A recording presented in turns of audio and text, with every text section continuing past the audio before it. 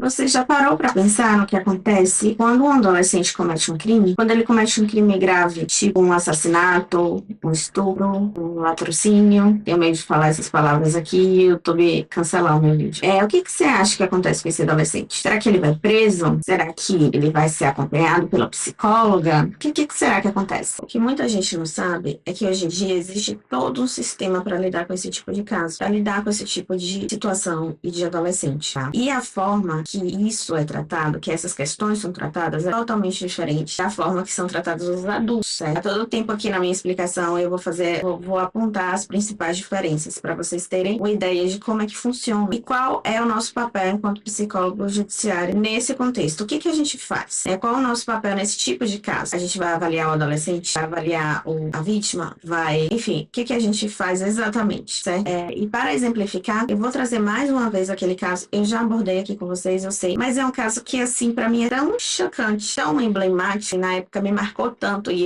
eu acho que ele representa várias questões que são importantes da gente abordar. É o caso do Champinha e da Liana Friedenbach, certo? Então, vamos trabalhar agora com a infância criminal. Então, para começar, quando a gente fala em adolescente em conflito com a lei, essa é a nomenclatura correta, tá bom? Tem uma coisa muito importante. Eles não podem ser julgados como adultos. O nome técnico do que eles cometem nem é crime, né? O que se fala é ato infracional. Então, assim, adolescente não comete crime. Adolescente comete ato infracional. A gente não fala de um adolescente criminoso. Nós falamos de um adolescente em conflito com a lei. Então, toda essa nomenclatura importa, tá bom? E na hora que você for redigir o seu laudo, você vai precisar se referir ao adolescente e ao ato cometido de alguma maneira, certo? E é aí que entra o nosso trabalho enquanto psicólogo jurídico, tá?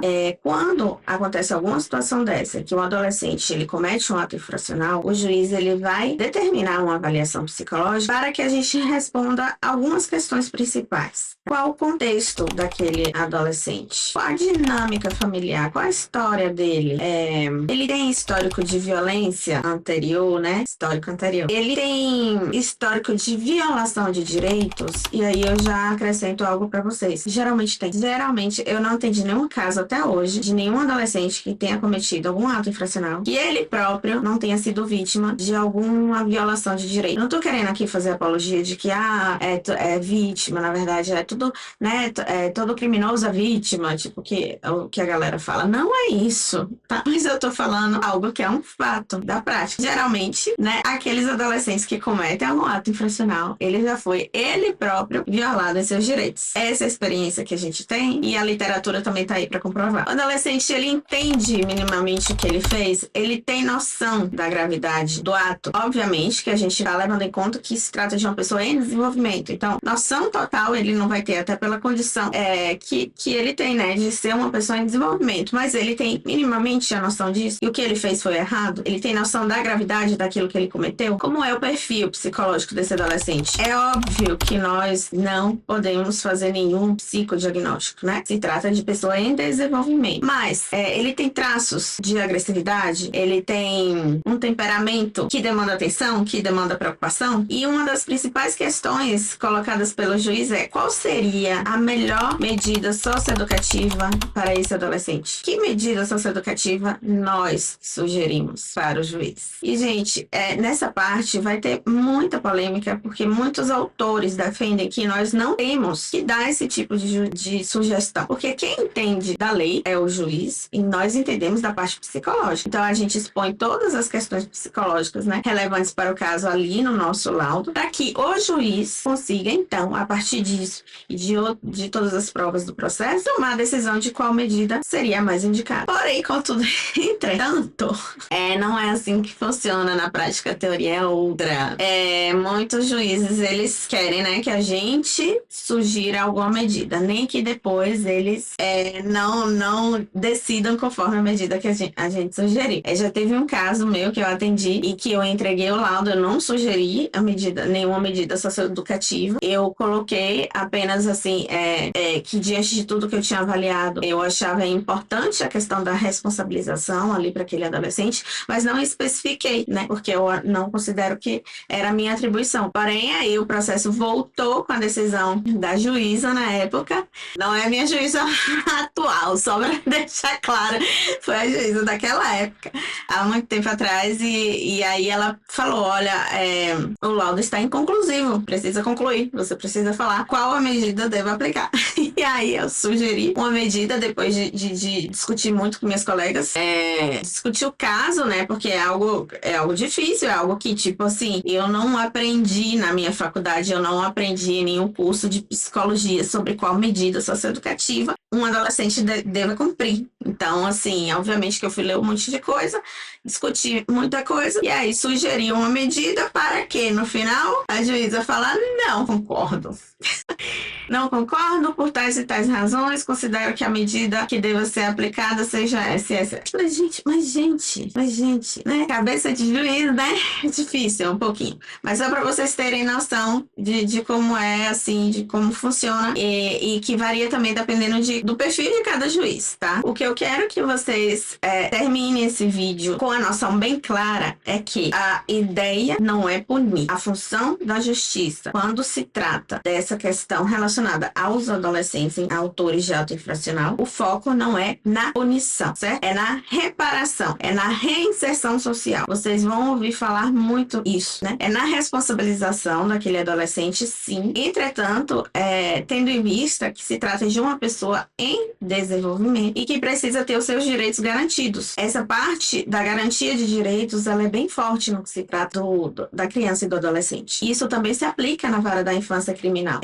E aí a gente pode tecer diversas reflexões, mas será que isso funciona? E como é que é na prática? Nossa, tantos casos que a gente vê por aí e que ficam impunes e não pode prender. Como é que é isso, né? Então, muita gente aqui no nosso país, muitos estudiosos também, acreditam que um adolescente que comete um ato infracional, ele deveria ser punido como um adulto, né? Ele deveria ser preso. Só que não é essa a realidade do nosso país, não é essa a nossa legislação, tá? Não é assim que funciona. O Estatuto da Criança e do Adolescente, ele prevê que o adolescente que comete um ato infracional, ele receba alguma medida socioeducativa. Então, pelo próprio nome, já dá para você perceber que o intuito é reeducar esse adolescente. É que ele tenha a admissão daquilo que ele cometeu, das consequências para a vida dele, mas, enquanto pessoa em desenvolvimento, ele tem essa possibilidade de aprender com aquilo, né? Para que no futuro não venha reincidir novamente. Então, essa é a prerrogativa do nosso Estatuto da Criança e do Adolescente. Então,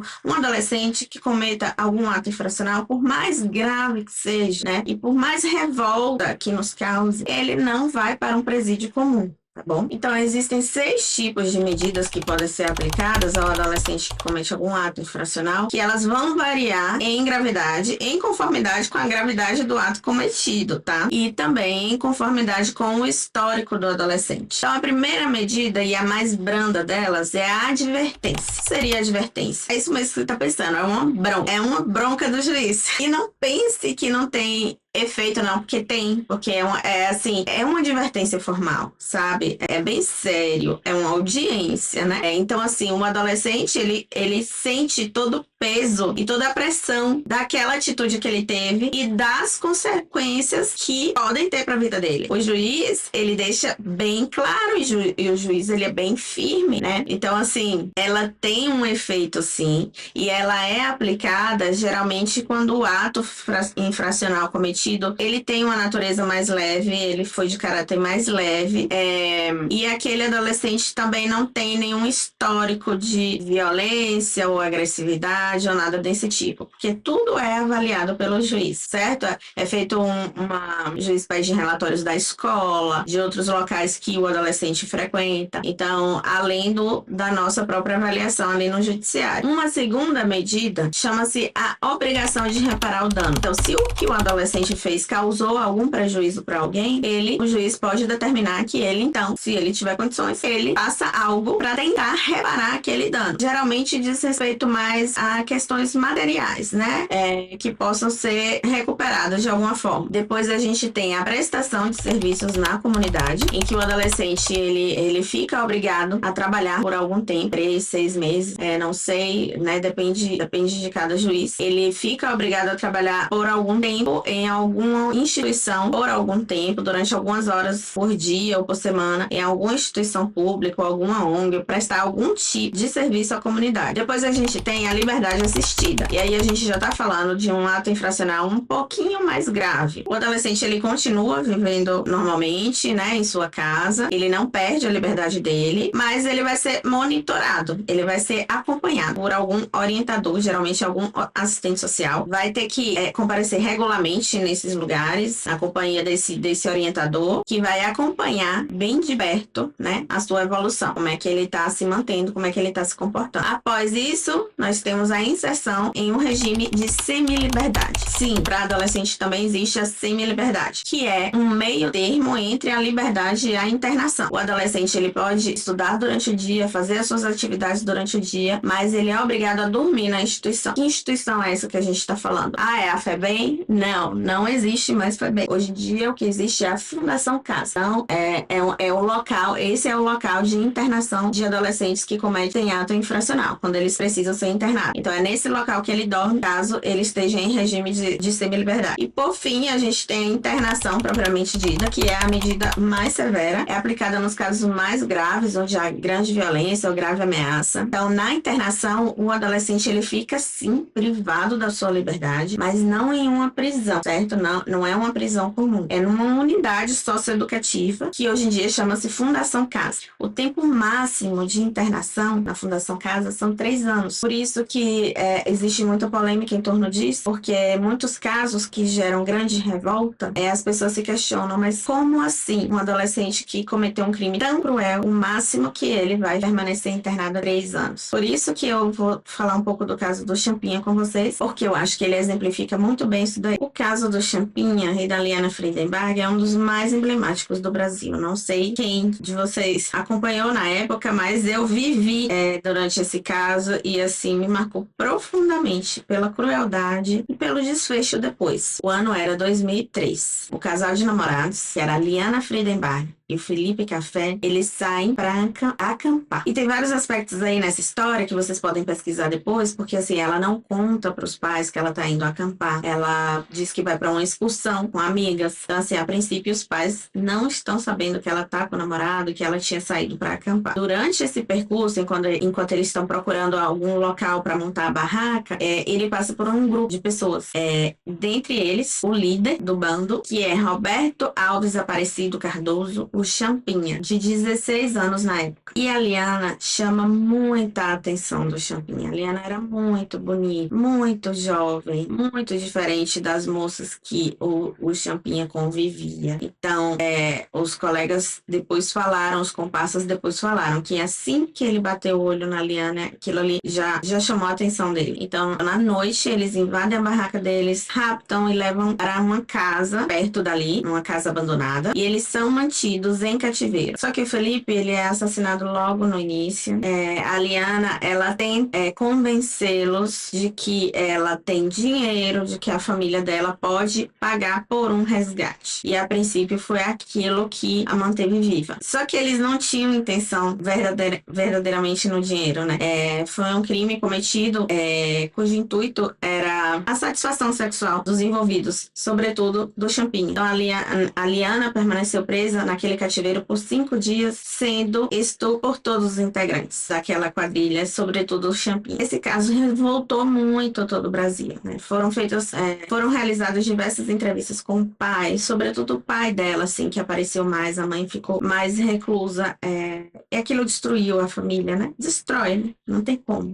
O pai chegou a falar em uma das entrevistas, ainda bem que ela não sobreviveu, ainda bem que minha filha não sobreviveu, porque ela não teria dado conta. E surgiu então uma questão, o que fazer? O Champinha, ele só tinha 16 anos de idade. Ele vai então para a Fundação Casa, ficar preso por 3 anos, né? Ficar internado por 3 anos, e após isso ele vai ser colocado em liberdade. O que aconteceu com ele? De fato, ele foi para a Fundação Casa, ficou internado por 3 anos até completar 21 anos. Só que o sistema jurídico brasileiro, né, tem das suas artimanhas. Sabendo que é um caso que provoca muita revolta e indignação social, o Champigny ele foi considerado inimputável, ou seja, ele foi considerado incapaz de responder pelos próprios atos. Então, ele deveria ser colocado não em um presídio, até porque também legalmente não poderia, né? Legalmente ele foi um adolescente que cumpriu o tempo que ele deveria ter cumprido, mas ele deveria ser colocado em um hospital de custódia e tratamento, para que ele realizasse tratamento, visto que ele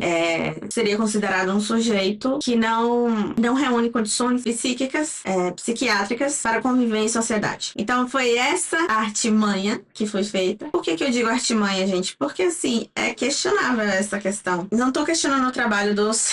né, eu quero deixar claro aqui que eu não tô questionando o trabalho dos psiquiatras e psicólogos que fizeram esse laudo, certo? Eu só tô chamando a atenção de que nem todo sujeito que comete um crime violento, ele é inimputável. Ele não tem condição nenhuma de responder por si. Uma vez eu li uma frase de um psiquiatra que fez a avaliação da Suzane von Richthofen no laudo que tem no processo dela, que ele diz, não é doença, é maldade, né? Não tem psicodiagnóstico, aquilo ali é maldade. E aí entra a questão, né? E o que fazer? A Suzane, ok, que ela já era adulta, né? Mas... e um adolescente, o que se faz? Então, foi feito isso, ele foi colocado, internado em um hospital de custódia e tratamento, onde ele permanece até os dias atuais. E aí eu quero deixar, assim, uma reflexão para vocês sobre a questão da redução da maioridade penal. Tem gente que diz, se a pessoa comete um crime grave, não tem essa, ela tem que ir para uma unidade prisional. Ele tem que ser tratado como adulto. Se ele foi capaz de realizar o ato que ele realizou, ele também é capaz de responder como um adulto. Outros argumentam, mas se, por outro lado, a gente colocar os adolescentes no sistema prisional, aí sim que nós vamos perder de vez esses adolescentes e acabou de vez a chance de recuperação. E aí vem um dilema. O que fazer quando um adolescente comete um crime que a sociedade considera imperdoável? O que você acha? As medidas socioeducativas de fato dão conta dos crimes graves? Ou a gente precisaria rever todo o sistema de responsabilização dos adolescentes? Deixa aí seu comentário, sua opinião. Isso é muito importante para mim. Eu gosto muito desse diálogo, principalmente de vocês que estão na faculdade e estão em contato com as novas formas de pensar. Isso para mim é muito importante. Então não esquece de comentar aí a sua opinião, tá bom? E não se esqueça de se inscrever no canal, de curtir, porque é por isso que eu continuo fazendo. Se vocês não curtem, eu vou achar que tá ruim, gente. Não vou saber se vocês estão aprendendo, se não estão. Ainda tem muito conteúdo por vir por aí, tá bom? Pra você não perder nada. Até a próxima.